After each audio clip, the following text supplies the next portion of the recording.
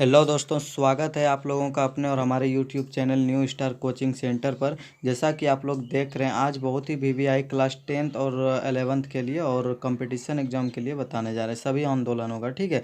केवल आप लोग को सुनना है ध्यानपूर्वक, ठीक है। तो दोस्तों, पहला देखते हैं जलियांवाला बाग कांड के बारे में कुछ आप लोगों को बता रहे हैं, ठीक है। एयरफोन लगा के गाना सुनने से कुछ नहीं होगा दोस्तों, इसे सुनना और कॉपी में भी नोट जरूर कर लेना, ठीक है दोस्तों। पूरा जानकारी मिलेगा। तो पहला देखिएगा जलियांवाला बाग हत्याकांड, ठीक है। ये क्या है कि जलियांवाला बाग अमृतसर के स्वर्ण मंदिर के पास, याद रखिएगा ये वीवीआई इसलिए है क्योंकि इसमें बहुत सारा इफेक्ट अलग से जोड़ा गया है। देखिएगा ये किस मंदिर के पास है, तो ये भी याद रखना जरूरी है। ये अमृतसर के स्वर्ण मंदिर के पास एक छोटा सा बगीचा है, जहाँ 13 अप्रैल 1919 को brigadier general Reginald Edward Dyer, पूरा नाम है, इसे डायर केवल बोला जाता है, डायर के नेतृत्व में अंग्रेजी फौज ने गोलियों चला के निहत्थे शांत बूढ़ों, महिलाओं और बच्चों सहित सैकड़ों लोगों को मार डाला था और हजारों लोगों को घायल भी कर दिया था। जी हाँ दोस्तों, यदि आपको पूरा ये देखना है ना, यानी कि इसका पूरा घटना, तो हमारे चैनल को सब्सक्राइब कर लेना। और दोस्तों, हम जो वीडियो अपलोड करने वाले हैं अगला, केवल जलियांवाला बाग का पूरा वीडियो देंगे शूटिंग के साथ, वो आपको मिल जाएगा, ठीक है दोस्तों। और हाँ दोस्तों, ये चैनल जो है खास तौर पर वर्ग दसम के लिए, जैसा कि आप लोग देख सकते हैं दोनों साइड में लिखा हुआ है, आप लोग जाके देखिए, पूरा लिस्ट, वीडियो लिस्ट पड़ा हुआ है।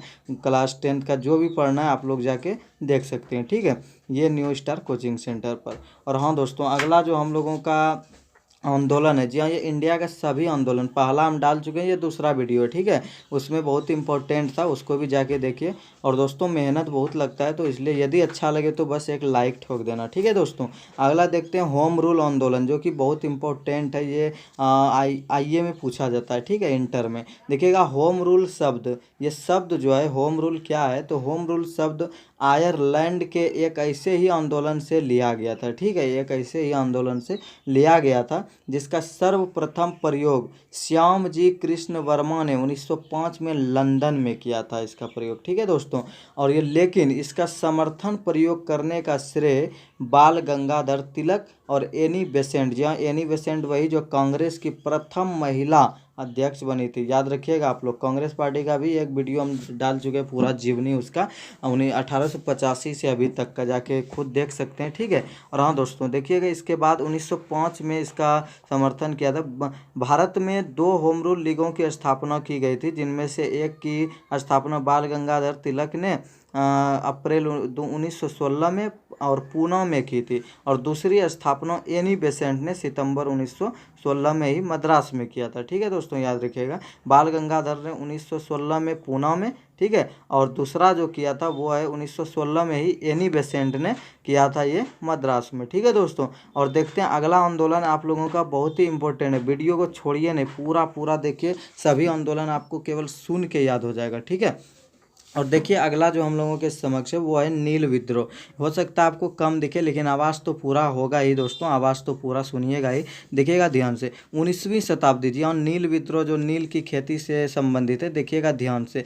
19वीं शताब्दी के लगभग मध्य से लेकर भारत की स्वतंत्रता प्राप्ति तक अंग्रेजी शासन के विरुद्ध अनेक किसान आंदोलन हुए, ठीक है, याद रखिएगा, अनेक। यथा नील आंदोलन, पावना आंदोलन, दक्कन विद्रोह, किसान सभा आंदोलन, एका आंदोलन, मोपला विद्रोह, बारदोली सत्याग्रह, तेभाग आंदोलन, तेलंगाना आंदोलन, इनमें 1859 से 60 में बंगाल में हुआ नील विद्रोह, याद रखिएगा। जी हाँ दोस्तों, नील विद्रोह, नील का खेती ऐसा था जिसमें कि एक बार होने के बाद उसमें 3 साल तक कोई खेती नहीं हो सकता था, जी हाँ दोस्तों, और वो बंजर बन जाता था। क्योंकि अंग्रेजों को लाभ होता था, इसलिए वे इसे जबरदस्ती बनवाते थे। किसानों का अंग्रेजी शासन के विरुद्ध पहला संगठित व सर्वाधिक जुझारू विद्रोह था। दरअसल यूरोपीय बाजारों में नील की बढ़ती मांग, देख रहे हैं ना, नील की बहुत ही मांग हो रहा था वहाँ, तो अंग्रेज लोग जबरदस्ती करवाते थे की पूर्ति के लिए बंगाल के किसानों से नील उत्पादन जबरन या अलाभकारी खेती करवा रहे थे। वे किसानों की निरक्षरता का लाभ उठाकर उनमें थोड़े से पैसों में करार कर चावल की खेती लायक जमीन पर नील की खेती जबरदस्ती करवाते थे।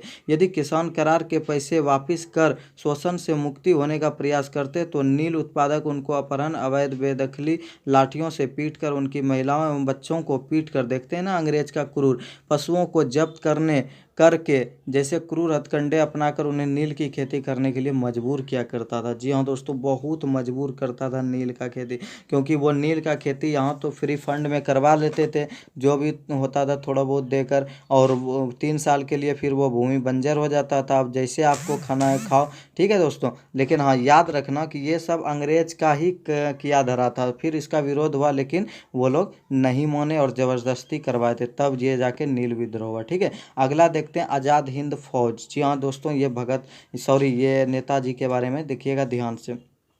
आज़ाद हिंद फौज का गठन पहली बार राजा महेंद्र प्रताप सिंह द्वारा 29 अक्टूबर 1915 को अफगानिस्तान में हुआ था। जी हाँ दोस्तों, अफगानिस्तान में हुआ था प्रथम, याद रखिएगा।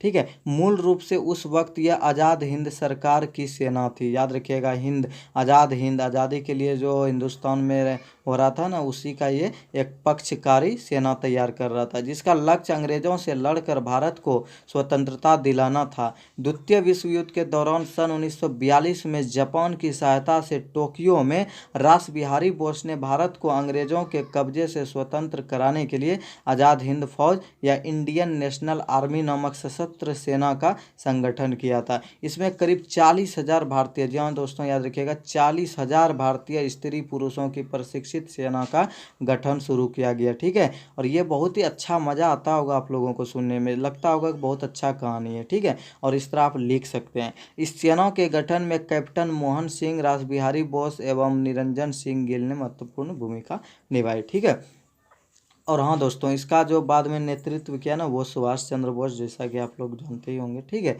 तो उसके बाद जो हम लोग देखेंगे, ये आज़ाद हिंद फौज का था पूरा, और आंदोलन भी इसमें, और जो इसमें आपको मेन लग रहा है, जैसे पहला स्थापना किसने कब किया, वो आप लोग कॉपी में नोट कर लेना।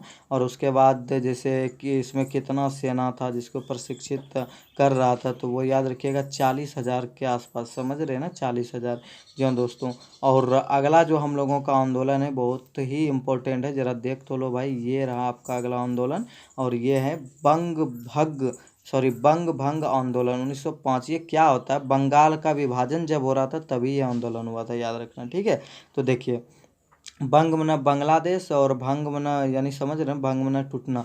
बंगाल विभाजन के निर्णय की घोषणा 19 जुलाई 1905 को भारत के तत्कालीन वायसराय कर्जन के द्वारा किया गया था। पहले जो है ना, वो राष्ट्रपति, प्रधानमंत्री, ये सब नहीं होता था। ठीक है, पहले अंग्रेज खुद अपना प्रशासनिक क्षेत्र में अपना बड़ा पदाधिकारी नियुक्त करता था। ठीक है, उसी को वायसराय, कर्नल, ये सब कहा जाता था। ठीक है, तो एक मुस्लिम बहुत प्रांत का सृजन करने के उद्देश्य से भारत के बंगाल को 2 भागों में, जी हाँ, बंगला अभी पश्चिम बंगाल है ना, वो बहुत बड़ा था दोस्तों, उसको 2 भागों में, इसलिए उसको पश्चिम बंगाल बोला जाता है। अपने कलकत्ता जिसकी राजधानी है, पश्चिम में, वो पूरब में, इसलिए उसको पूर्वी पाकिस्तान भी कहा जाता है। देखिएगा, बंगाल को 2 भागों में बांट दिए जाने का निर्णय लिया गया था, और बंगाल विभाजन 16 अक्टूबर 1905 से प्रभावी हुआ। इतिहास में इसे बंग भंग के नाम से भी जाना जाता है। यह अंग्रेजों की फूट डालो शासन करो वाली नीति का ही एक अंग था। जी हाँ दोस्तों, याद है ना, फूट डालो और शासन करो, यानी डिवाइड एंड रूल का नियम जो अपनाया, वो अंग्रेजों का ही था। यानी फूट डालो, अपने आपस में सबको फुटा दो, और अपना शासन यानी आगे से कर लो। तो अतरु इसके विरोध में 1908 ईस्वी में संपूर्ण देश में बंग भंग आंदोलन शुरू हो गया। इस विभाजन के कारण उत्पन्न उच्च स्तरीय राजनीतिक अशांति के कारण 1911 में दोनों तरफ की भारतीय जनता के दबाव की वजह से बंगाल के पूर्वी एवं पश्चिमी हिस्से पुनः एक हो गए। ठीक है, याद रखना दोस्तों। और अगला जो हम लोगों के समक्ष आएगा, वो बहुत ही इम्पोर्टेंट होने जा रहा है दोस्तों, बड़ा जरा ध्यान से इसको सुनना है ना। तो अगला ये आप लोगों के समक्ष है, ये आंदोलन बहुत ही इम्पोर्टेंट होने जा रहा है दोस्तों। और अभी तक यदि आप नए हो तो हमारे चैनल को एक बार दबा के काला कर लेना, यानी कि लाल बटन जो है सब्सक्राइब, उसे काला कर लेना। अगला जो है दोस्तों, वो है चौरी चौरा कांड। जी हाँ, जब वो सहयोग आंदोलन चलाया गया 1920 से 22 महात्मा गांधी द्वारा, तो उसमें पता ही होगा, जनता क्रुद्ध होकर थाना वाना जराने लगे थे, बहुत सैनिक घायल होते, बताएंगे इसमें। तो वो हिंसावादी थे, तो उन्होंने कहा हमको हिंसा बर्दाश्त नहीं, इसलिए उन्होंने फिर वापस ले लिया इसी कांड के कारण। तो ये देखिए, चौरी चौरा उत्तर प्रदेश में गोरखपुर के पास एक कस्बा है, जहाँ 5 5 फरवरी 1922 को भारतीयों ने ब्रिटिश सरकार की एक पुलिस चौकी को आग लगा दी थी, ठीक है, जिसमें उसमें छुपे हुए 22 पुलिसकर्मी जिंदा जल के मर गए। इस घटना को चौरी चौरा कांड के नाम से जाना जाता था, ठीक है। इसके परिणाम स्वरूप गांधी जी ने कहा था कि हिंसा होने के कारण असहयोग आंदोलन उपयुक्त नहीं रह गया है और उसे वापस ले लिया था, ठीक है, याद रखना दोस्तों, क्योंकि उसका नियम था हिंसा नहीं करना है, तो इसलिए वो हिंसा हो गया उसमें, तो फिर वो वापस ले लिया। और यही सब देखकर भगत सिंह उससे नाराज हो गए और उससे अलग हो गए, ठीक है दोस्तों। अगला जो है उसी में आंदोलन उपयुक्त नहीं रह गया और उसे वापस ले लिया था। चौरी चौरा कांड के वो अभियुक्तों का मुकदमा पंडित मदन मोहन मालवीय ने लड़ा था, ठीक है, और उन्हें बचा ले जाने उनकी एक बड़ी सफलता थी, ठीक है दोस्तों। जितना भी अभियुक्त था उसे सबका खिलाफ, यानी कि वो वकालत किए पंडित मदन मोहन मालवीय ने। ये याद रखिएगा दोस्तों, बहुत बड़ा फैक्ट है कि चौरी चौरा कांड जो हुआ था उसमें सभी अभियुक्तों को बचाया कौन, यानी उनके इधर से कौन लड़ा वकील, तो पंडित मदन मोहन मालवीय साहब, ठीक है, जिन्होंने हिंदू महासभा का गठन किया, याद रखना, ठीक है, पंडित मदन मोहन मालवीय। ये बहुत ही अच्छे नामी यानी वकील भी थे पहले। और बस आप लोगों का ये आखिरी है दोस्तों, ठीक है, और इसके बाद लेते हैं हम आप लोगों से इजाज़त। तब तक के लिए गुड बाय और मिलते हैं अगले वीडियो में अगले टॉपिक के साथ। Okay bye.